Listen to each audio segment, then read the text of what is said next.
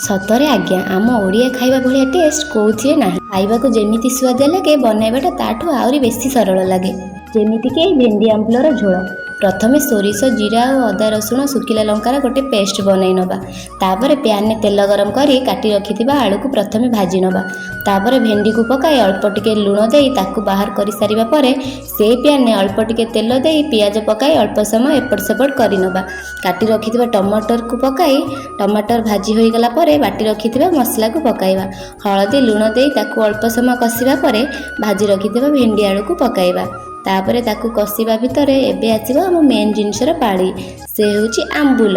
ताकू पकाई कसी कसी पानी दे दबा। तापरे ताकू अल्प समय कभर करि दबा परे तरकारी फुटी आसिले ता उपरे किछिटा धनिया पत्र काटी पकाई दबा। तापरे रेडी होई जिवो आम ओडिया मानकर प्रिय खाद्य भेंडी आंबुलर झोल। भिडियोटी भल लागिले लाइक करिवे।